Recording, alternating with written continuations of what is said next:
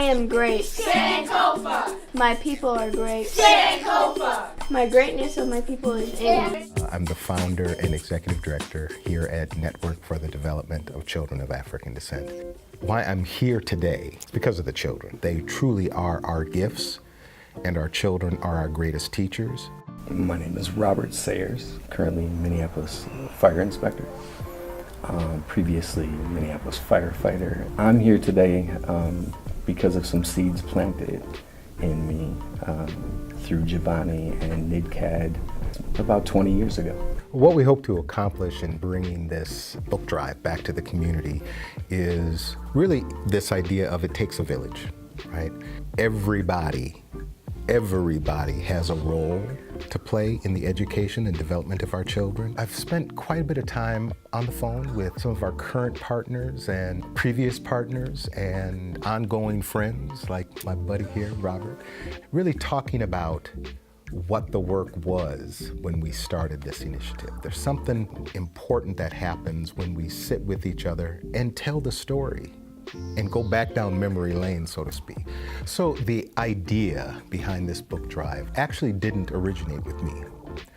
Back in '98 and 1999, our board established a library committee.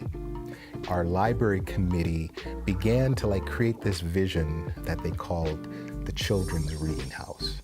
Well, one of the activities in that Reading House strategic plan was giving away free books.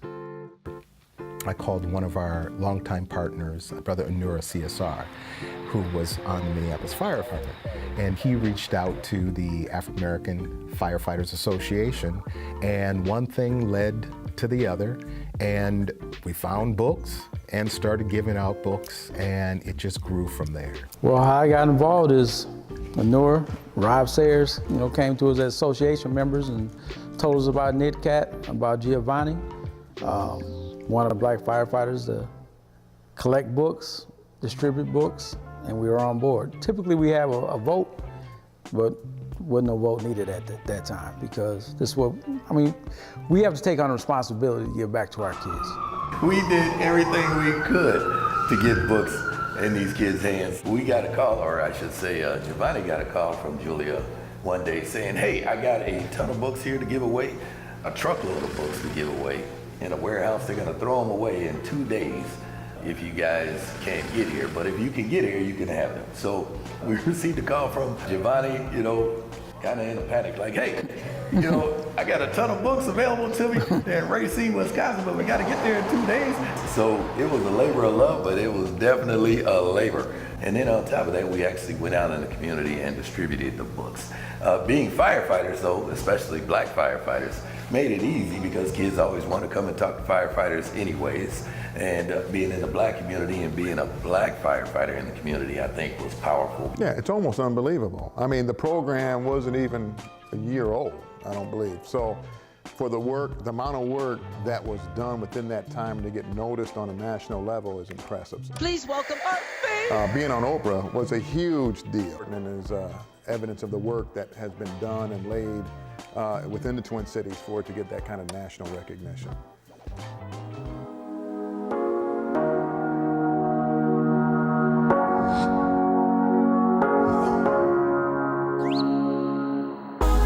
Sharon Sells Belton, and I was the mayor of the city of Minneapolis from 1994 to 2002. One of the reasons why this project was really so important to me is that a part of my commitment as the mayor of the city of Minneapolis was really to advance the education of our children. I really believed that it was important that we ensure that our children are ready for school.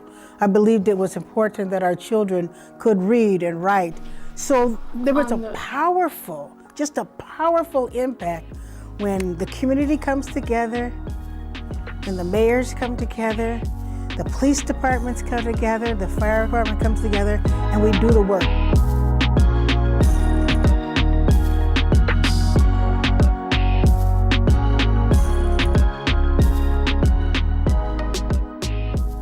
We pull up in Minneapolis Fire Department Suburban.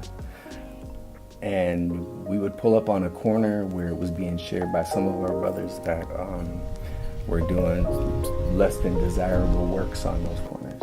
After frequenting a few times, all of a sudden parents started coming out to ask us what we were doing there. And when we shared, it was shortly thereafter that all of a sudden children started to show up.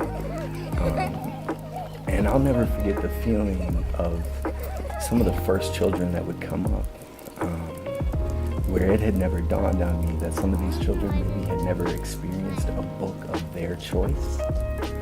We'd see the children sitting against a fence or sitting against a building with each other, like thumbing through books. So they weren't just taking the books and discarding them, they were taking the books and reading them. Looking back in order to move forward enables us to see it's time for us to grow and to deepen the relationships that we already have and to cultivate new relationships. Back in 2001, we had given out 500,000 books to kids between Minneapolis and St. Paul. The Minneapolis Black Employee Network members were thrilled to partake in it. We've come through with a ton of Afrocentric books, books that reflect our kids, that reflect ourselves, both as authors and stories. We're all super excited to continue to be a part of this messaging, of this village, to continue to grow our communities in literacy. The work isn't over, and that there are still children, sadly, in our community that don't own a book. They've touched the book, they've seen books, that's not the problem, but they don't own a book. And if we really understand the power of a book and the power of imagination, and what that can do for our children, for all children, you really want to give them that. And it's so simple to do. We need community members to donate books, new and gently used books. We will greatly accept, and whenever possible, books that reflect contributions of African and African American people. So Black books matter, right? So that's really the call.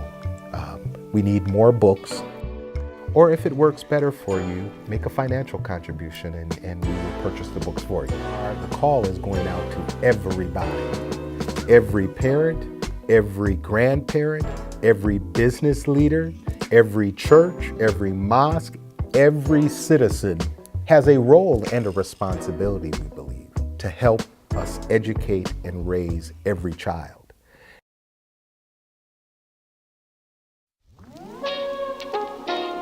I would say if you want to get your children up to par on reading, that the Sankofa Tutoring Program every summer is at NdCAD, and that if you want your children to get accelerated and to know exactly where they are and how to support your child during reading development, during those critical developmental years, that's the place. Now we have two programs that complement each other. Sankofa Reading Program for the children and our Parent Power Program. To help them engage in their children's educational process in the school and community. We're talking about identity development within our community. These are our children. We take ownership of them because they are ours, and they must understand that they're looked out for even though they don't know that people are looking out for them. I will read, study, and learn my history and my heritage. Sankofa! I will look back to know where we have been. Sankofa! To know where we are going. Sankofa! I will lift up, celebrate, and carry on the legacy of our greatness. Sankofa! This is why I read. Sankofa! Sankofa! Sankofa! This is why I read. Sankofa!